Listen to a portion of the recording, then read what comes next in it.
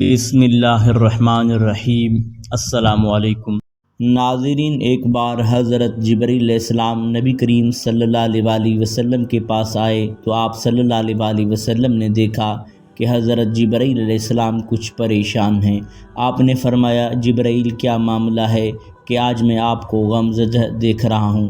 حضرت جبرائیل علیہ السلام نے عرض کی، اے محبوب، کل میں اللہ پاک کے حکم سے جہنم کا نظارہ کر کے آیا ہوں۔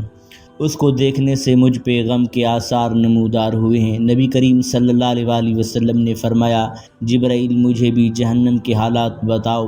حضرت جبرائیل علیہ السلام نے عرض کی، جہنم کے کل 7 درجے ہیں، ان میں جو سب سے نیچے والا درجہ ہے، اللہ اس میں منافقوں کو رکھے گا۔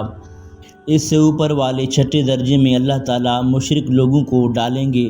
اس سے اوپر 5ویں درجے میں اللہ تبارک و تعالیٰ سورج اور چاند کی پرستش کرنے والوں کو ڈالیں گے۔ 4تھے درجے میں اللہ پاک آتش پرست لوگوں کو ڈالیں گے۔ 3رے درجے میں اللہ پاک یہود کو ڈالیں گے۔ 2 درجے میں اللہ تبارک و تعالیٰ عیسائیوں کو ڈالیں گے۔ یہ کہہ کر حضرت جبرائیل علیہ السلام خاموش ہو گئے تو نبی کریم صلی اللہ علیہ وسلم نے پوچھا، اے جبرائیل، آپ خاموش کیوں ہو گئے؟ مجھے بتاؤ کہ پہلے درجے میں کون ہوگا؟ حضرت جبرائیل علیہ السلام نے عرض کیا، اے اللہ کے رسول، پہلے درجے میں اللہ تبارک و تعالیٰ آپ کے امت کے گناہ گاروں کو ڈالے گا۔ جب نبی کریم صلی اللہ علیہ وسلم نے یہ سنا کہ میری امت کو بھی جہنم میں ڈالا جائے گا تو آپ بے حد غمگین ہوئے اور آپ نے اللہ کے حضور دعائیں کرنا شروع کی۔ 3 دن ایسے گزرے کہ اللہ کے محبوب مسجد میں نماز پڑھنے کے لیے تشریف لاتے، نماز پڑھ کر حجرے میں تشریف لے جاتے اور دروازہ بند کر کے اللہ کے حضور رو رو کر فریاد کرتے۔ صحابہ کرام حیران تھے کہ نبی کریم صلی اللہ علیہ وسلم پہ یہ کیسی کیفیت طاری ہوئی ہے، مسجد سے حجرے جاتے ہیں، گھر بھی تشریف لے کر نہیں جا رہے۔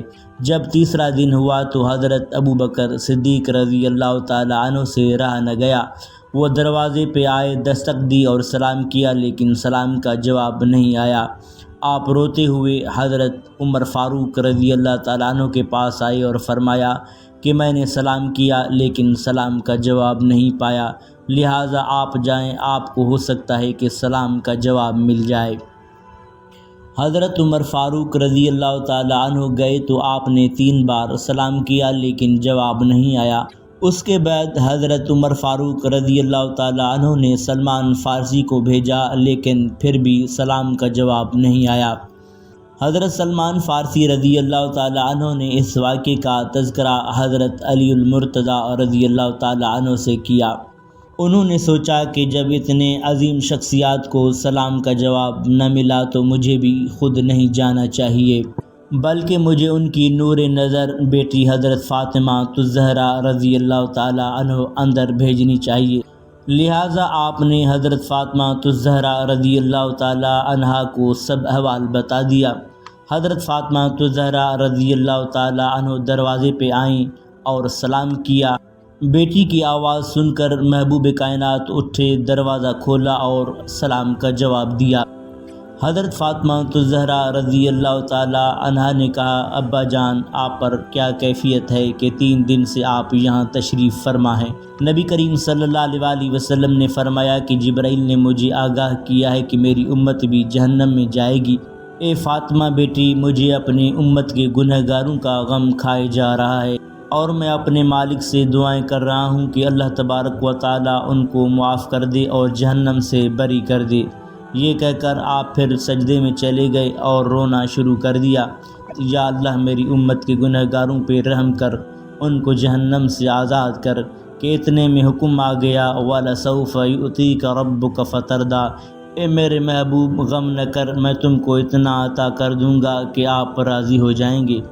آپ خوشی سے کھل اٹھے اور فرمایا، لوگو، اللہ نے مجھ سے وعدہ کر لیا ہے کہ وہ روز قیامت مجھے میری امت کے معاملے میں خوب راضی کرے گا، اور میں نے اس وقت تک راضی نہیں ہونا جب تک میرا آخری امتی بھی جنت میں نہ چلا جائے۔ ناظرین، ہمارا نبی اتنا شفیق اور غم محسوس کرنے والا ہے، اور بدلے میں ہم نے ان کو کیا دیا؟ دعا ہے کہ اللہ تبارک و تعالی ہم سب کو نبی کریم صلی اللہ علیہ وسلم کی پیروی کرنے کی توفیق عطا فرمائے۔